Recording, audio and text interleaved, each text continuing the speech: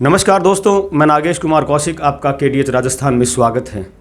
दोस्तों, दीपावली का पावन त्यौहार आ रहा है और दीपावली त्यौहार है रोशनी का, उन्नति का, सुख और समृद्धि का, क्योंकि ये दिन है माता लक्ष्मी का और माता लक्ष्मी है सुख समृद्धि धन की देवी। और किस तरह माँ लक्ष्मी को प्रसन्न इस दिन किया जा सकता है कि अनवरत कृपा माँ लक्ष्मी की हम पर बरसती रहे, किस तरह से हमें पूजा करनी चाहिए, किस लग्न में विशेष पूजा करनी चाहिए, सारी जानकारी आप तक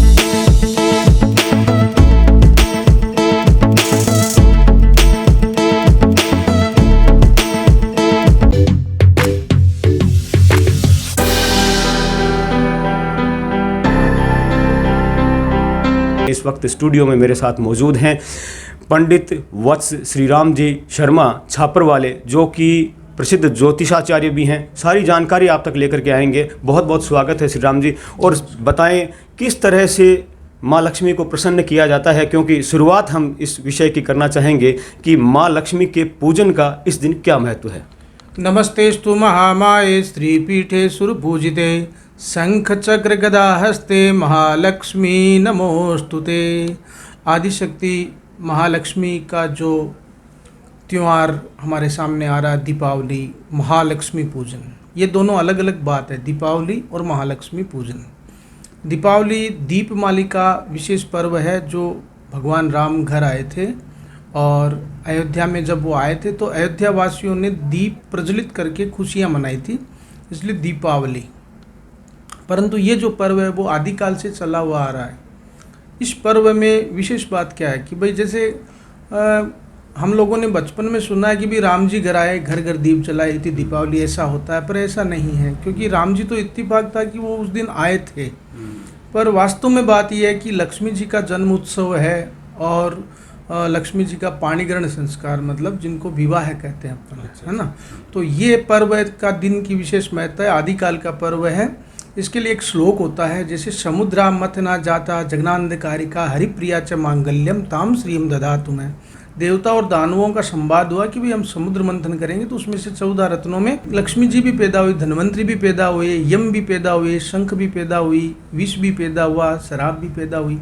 तो इनमें एक लक्ष्मी जी भी पैदा हुए थे और उन महालक्ष्मी जी को अमावस्या के दिन भगवान विष्णु ने पत्नी रूप में स्वीकार किया था और उनके पाणिग्रहण का संस्कार का जो समय था, विवाह का जो समय था, वो समय वृष लगन से सिंह लगन के मध्य का था। बिल्कुल ये बात है कि वृष लगन का विशेष महत्व स्थिर लगन है, जिसमें पूजा करने से लक्ष्मी जी अपार कृपा करती है। और दूसरा लगन रात्रि काल में जो 1 बजे के बाद में आता है, वो है सिंह लगन, और उसमें भी अपार लक्ष्मी की प्राप्ति होती है। दीपावली के दिन सायंकालीन वेला में 6 से 8 बजे के बीच में वृष लगन आता है और उस समय में सबसे पहले थाली में स्वस्तिक बनाएं। स्वस्तिक क्यों बनाएं? क्योंकि स्वस्तिक हमारा धार्मिक चिन्ह है और इस चिन्ह में 1,22,000 मात्रा पॉजिटिव एनर्जी संग्रहित होती है। ये विशेष बात आज से 25 साल पहले की कल्याण में छपी थी। उसमें ये लिखा गया है कि एक हार्टमैन नाम के वैज्ञानिक ने अवे एंटीना नाम का एक यंत्र बनाया और इस यंत्र से उसने कोई भी वस्तु की सकारात्मक ऊर्जा को मापने का यंत्र बनाया उसने, जिसका नाम अवे एंटीना था।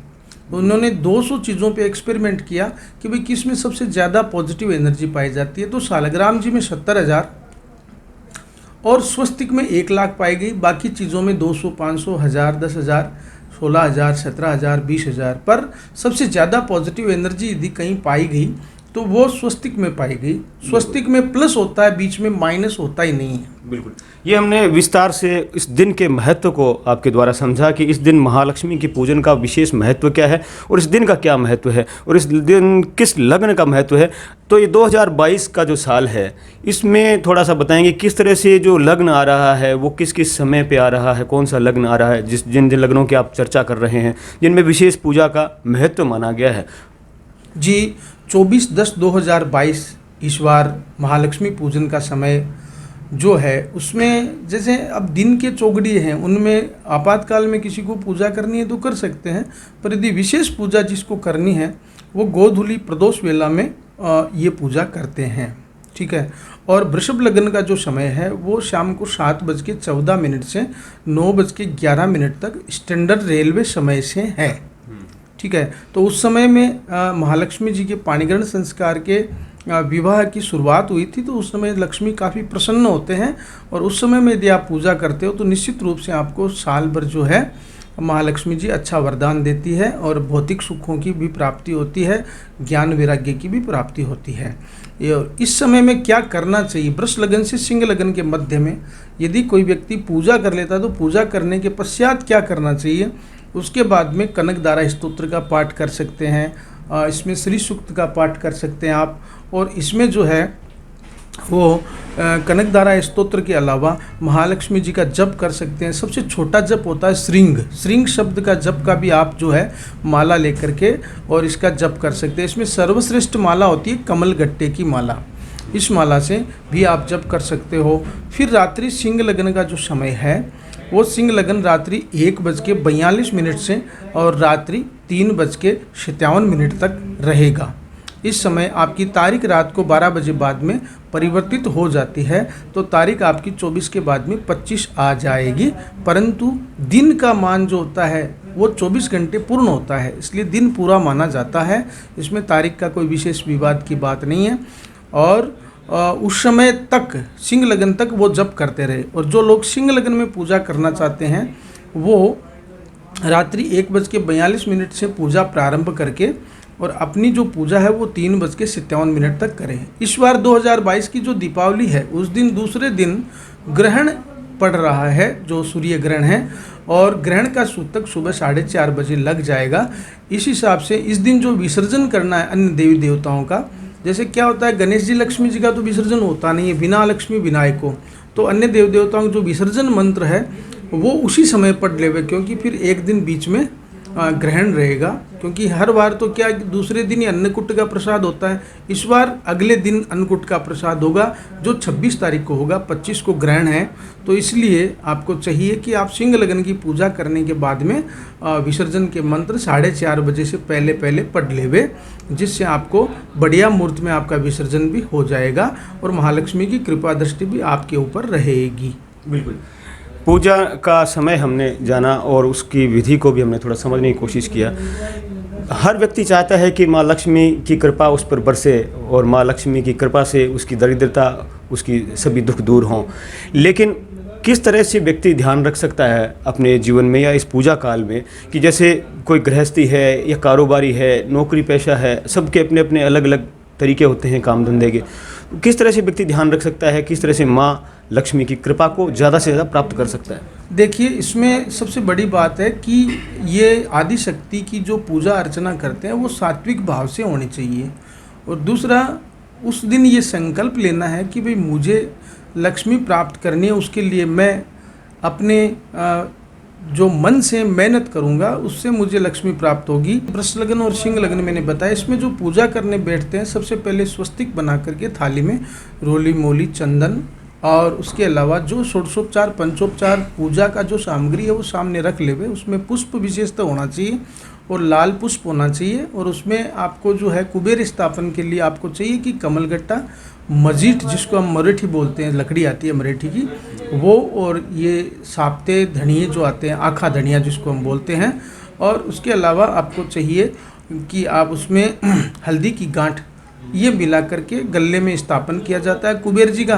और सबसे पहले गणेश जी की पूजा और उसके बाद में जो माता जी की 16 सखियाँ हैं गौरी आदि मातृका की पूजा और नवग्रह की पूजा और उसके बाद में वरुण कलश की पूजा, दीपक की पूजा और उसके पश्चात जो है महालक्ष्मी जी की पूजा रक्षा विधान के बाद में करे और तत्पश्चात कुबेर जी का स्थापन करे। और अपने जैसे गल्ला होता है, अपनी जो ताकड़ी होती है तोलने का सामान या नापने का जो फीता होता है उसकी पूजा है। जैसे कंप्यूटर होता है जो हिसाब करने के लिए बही खाते होते हैं उनकी पूजा। और दुकान के बाहर में राइट साइड में शुभ लिखना चाहिए, निकलते समय राइट साइड में शुभ लिखना चाहिए और लेफ्ट साइड में आपको लाभ लिखना चाहिए। ये शुभ लाभ जो है गणेश जी के पुत्र हैं और इनको लिखने से निश्चित रूप से रिद्धि सिद्धि सहित लक्ष्मी जी जो है यहाँ पधारते हैं। और लक्ष्मी जी की पूजा करते समय अपने मन में दूसरी कोई लालसाएं नहीं रहनी चाहिए। अपने को जो वरदान मांगना है वो नीट एंड क्लीन उन्हीं से मांगना है। ठीक है। और अपने को ऐसी दूसरी चीज़ें जैसे ये क्या इधर चीज़ पड़ी है, ये वो आया नहीं, वो गया नहीं, ऐसी कोई भावनाएं नहीं रखनी चाहिए। खाली लक्ष्मी जी का ध्यान रख करके और इन पूजा को करना चाहिए। और रात्रि काल में सात्विकता से, और रात्रि काल में आपको चाहिए, वैसे तो देखिए जीवन भर पत्नी की कदर करनी चाहिए, पर विशेष बात यह है कि घर की लक्ष्मी जो होती है ना, जैसे अष्टलक्ष्मी होती है, तो उसमें एक भोग लक्ष्मी, लाभ लक्ष्मी, विजय लक्ष्मी, गज लक्ष्मी, है ना। तो ऐसे ही ये जो घर की लक्ष्मी होती है तो सबसे पहले दृश्य है, सामने है ना। बाकी लक्ष्मी जी जैसे दृश्य नहीं है, पर घर की लक्ष्मी तो सामने ही है, तो उनकी जो है इज्जत करे और विशेषतः उनको मान सम्मान देवे, उनको गिफ्ट देवे, उनको खुश रखे। अपनी पत्नी को जो व्यक्ति इस समय खुश रखता है, निश्चित रूप से उसके घर में महालक्ष्मी जी की अपार कृपा होती है। ये विशेष बात है। बिल्कुल।